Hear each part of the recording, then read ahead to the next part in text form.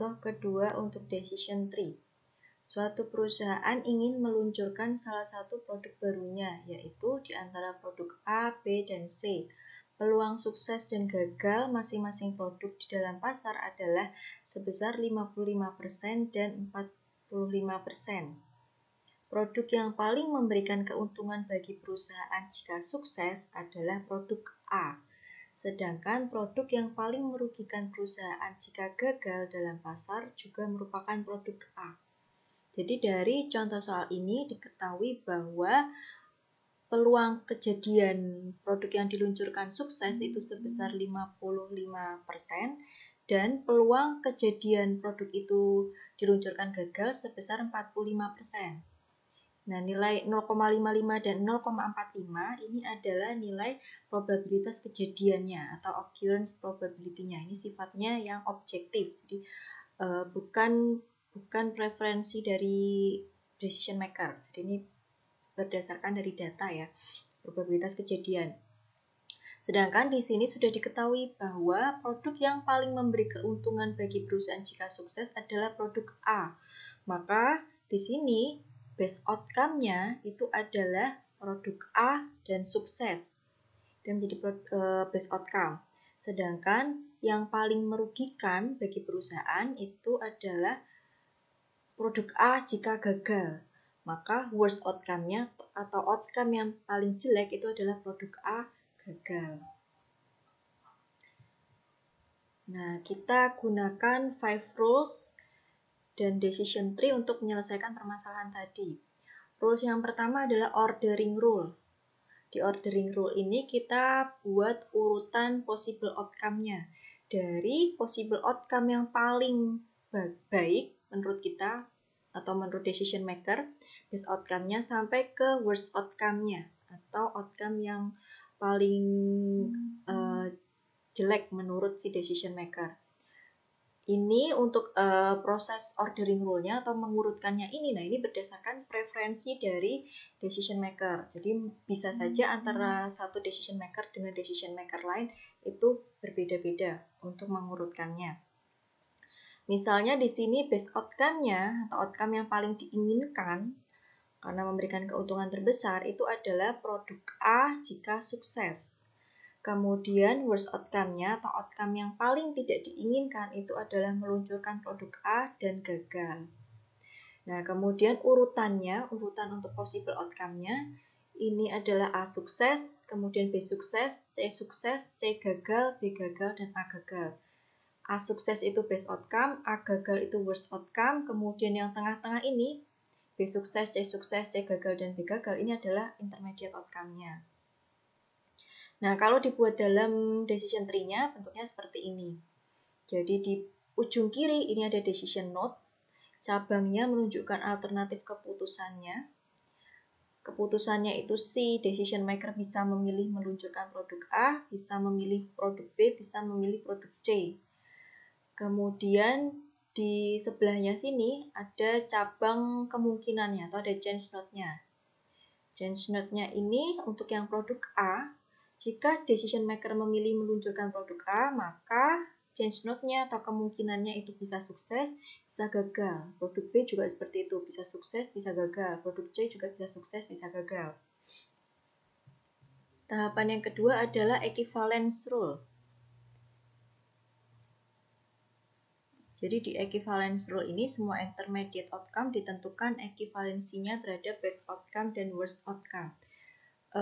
Tadi sudah diketahui bahwa best outcome-nya itu adalah jika meluncurkan produk A dan sukses. Sedangkan worst outcome-nya itu adalah jika meluncurkan produk A dan gagal. Sehingga nanti untuk semua intermediate outcome-nya, intermediate outcome tadi yang urutannya ada di tengah-tengah ya, B sukses, B gagal, C sukses, dan C gagal, itu kita tentukan nilai ekivalensinya berdasarkan best outcome-nya, yaitu A sukses, dan worst outcome-nya A gagal. Jadi ini kita cari ekivalensinya B sukses terhadap A sukses A gagal, B gagal terhadap A sukses A gagal, C sukses terhadap A sukses A gagal, dan seterusnya.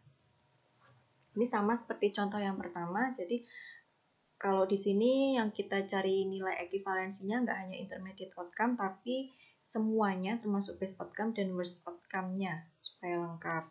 Nah, cuman kalau untuk yang best outcome, misalnya di sini best outcome-nya tadi A sukses, maka nilai ekivalensinya A sukses terhadap A sukses itu kan nilainya sempurna, atau berarti di sini kita tuliskan 1. Sedangkan A sukses ke A gagal itu nilai ekivalensinya 0. Karena jauh sekali. A gagal terhadap A sukses itu juga 0. A gagal terhadap A gagal 1. Ini khusus yang best outcome dan worst outcome nilainya pasti seperti ini. Sedangkan kalau untuk yang intermediate outcome, ini nilai-nilai di sini ini tergantung dari preference masing-masing decision maker. Jadi misalnya di sini menurut si decision maker, B sukses itu lebih mendekati ke A sukses sebesar 0,9, mendekati A gagal 0,1. B gagal menurut decision maker mendekati A sukses sebesar 0,25, mendekati A gagal sebesar 0,75. Begitu juga yang lain. Jadi ini tergantung preferensi dari decision maker. Tahapan yang ketiga adalah substitution rule. Jadi tadi sudah kita dapatkan equivalence rule-nya seperti ini berdasarkan preferensi dari decision maker. Kemudian dari equivalence yang sudah kita buat, kita substitusikan ke gambar decision tree-nya. Jadi di sini, misalnya di sini gambar decision tree-nya di cabang produk A sukses, di sebelah sini ya A sukses. Nah, ujung kanan ini, cabang ujung kanan ini kita ganti dengan hasil equivalence rule-nya A sukses. Di sini A sukses itu kan setara dengan A suksesnya di sini nilai equivalence-nya 1, A gagalnya 0. Berarti ini 1, 0 ini kita pindahkan ke sini, 1, 0. Kemudian A gagal kita lihat hasil equivalence rule-nya A gagal di sini 0, 1. Ini 01.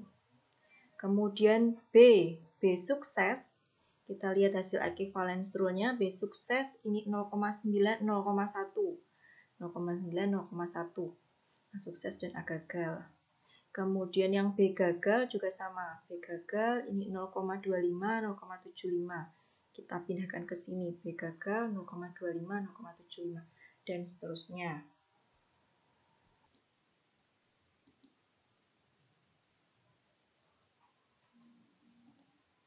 Tahapan selanjutnya adalah decomposition rule. Jadi tadi hasil dari substitution rule seperti ini, pohon decision tree-nya menjadi cukup besar, kita lakukan dekomposisi sehingga bentuk decision tree-nya menjadi lebih compact. Nah, caranya adalah misalnya kita mulai dari ini dulu, yang bagian ini 0,55. 0,55 nilai ini didapatkan dari, ini adalah cabang dari produk A sukses. Nah, berarti kita lihat di hasil substitution rule-nya produk A. Nah, kita kumpulkan yang A sukses. A sukses itu berarti di sebelah sini A sukses dan di sini. Sehingga nilai 0,55 itu didapatkan dari 0,55 dikali 1. Ini 0,55 kali 1 ditambah dengan 0,45 dikali 0. Maaf, ini harusnya dikali 0 ya. Sama dengan 0,55. Jadi kita kumpulkan yang sama-sama A sukses di produk A. Kemudian misalnya lagi untuk yang produk B A sukses. Produk B A sukses di sini ada nilai 0,61. Ini kita dapatkan dari, kita lihat dari hasil substitution rule-nya yang produk B dan A sukses. Berarti di sebelah sini produk B A sukses dan produk B A sukses di sebelah sini. Maka 0,61 itu dapatnya dari 0,55 dikali 0,9. Ini ya. Ditambah dengan 0,45 dikali 0,25. Sama dengan 0,61. Misalnya lagi di sini ada 0,34. 0,34 ini adalah dari produk C agaga. Maka kita lihat produk C, bagian produk C, kita kumpulkan yang agaga.